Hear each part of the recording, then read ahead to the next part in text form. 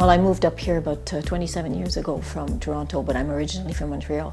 And so after I moved up here, I got involved in the community with, I had small children, so I got involved with schools, art programs, language, obviously, since I'm French. I was helping with the French immersion school and classes and things like that. So I've done all kinds of things. I've been very fortunate to be able to travel, and that has influenced, obviously, my work and my involvement with people and community also.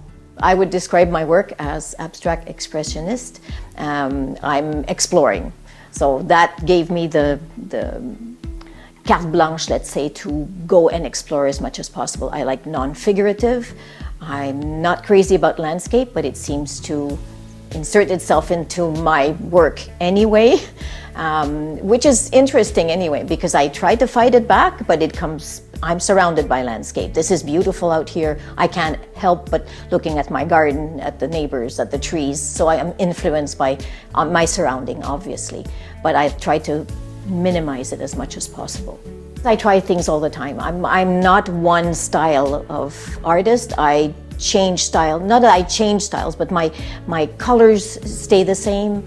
My shapes are similar, but I go into series, so it's never, you won't find the same work I've done 10 years down the road. It's morphed into something else. I'm always exploring a new avenue because that's what gets my juices flowing. I really like that. Well, maybe my background culture does influence me somehow.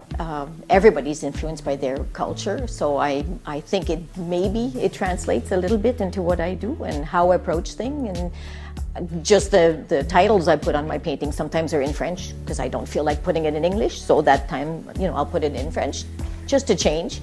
So I think maybe that has an influence. If I talk to my family and I've been speaking French for a while, then I come back and I can't speak English anymore, so I have to retrain my brain, if you like, and I think that's probably how I do the same thing with my paintings. I retrain my brain to look at things in one way over another. No, I just want to keep on exploring. I don't want to stay stagnant at any point in time in my career, because I feel when you get to that point where there's nothing that really motivates you anymore or nothing that inspires you, it's time to take a break.